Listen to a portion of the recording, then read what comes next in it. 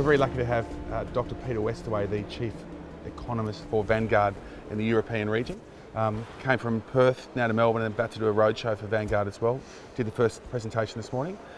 Welcome. Thank you very much. Interesting presentation. I like the way you said that, and you apologised for not having sexy slides about the state of the economy. Is that just sort of... Well, I thought my slides were pretty sexy, but I think what I was trying to say was that the message wasn't sexy in the sense that I can't tell you exactly what's going to happen. Yeah.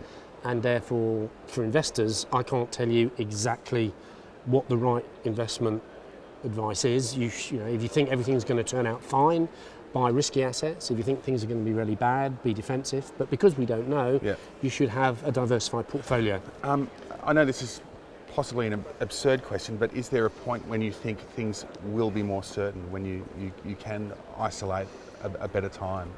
I mean, I think it fluctuates, and I think probably now things are looking a lot brighter than they were even 6 months ago. But even when things start to look better, I think it's a fallacy to think, great, I'm going to pile in. That's when people make their biggest investment mistakes. If you get over-optimistic, you start taking excessive risk, and then when things turn bad again, you lose your shirt.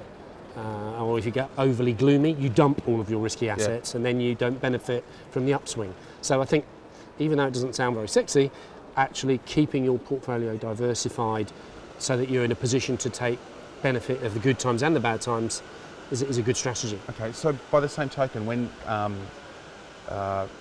we're sort of given advice to say that things are looking quite hot, let's go, how wary should you be of that kind of advice?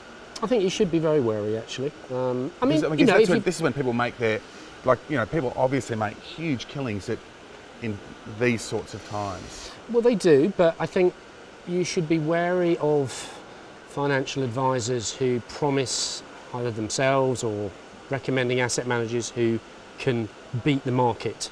Because actually the evidence shows, and we've done a lot of this work, that it's no easier to beat the market in bad times or in good times. And actually a better strategy is to buy so-called passive products which just track the market, and on average they do better than what's supposed to be the market beating strategies because they're cheaper. Okay.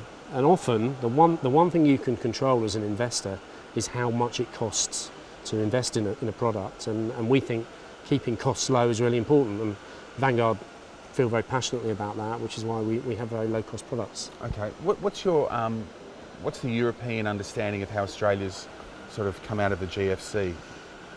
In the context of our government keep telling us that we were the best in the world, that, we were the leader. Does Europe see Australia in the same sort of light?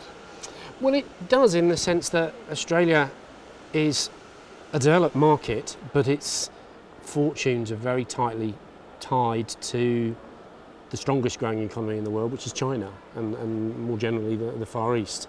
And so that's a fantastic combination for it. Now, of course, that may not look quite so good if China were to suddenly slow down very sharply, because Australia would suffer accordingly. But I don't think that's necessarily going to happen.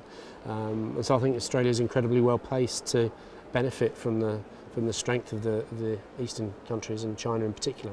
I'm with Dr. Peter Westaway from Vanguard. You said you like the idea of investing in Europe, but then Europe's still fairly uncertain. Is that a bit of a contradiction in terms, or did I misunderstand that? Slight misunderstanding. I think what I was saying was, if you knew for certain that the sovereign debt crisis was done and dusted, then you should pile into European equities, because at the moment they're very much discounted for the risk that things aren't sorted out.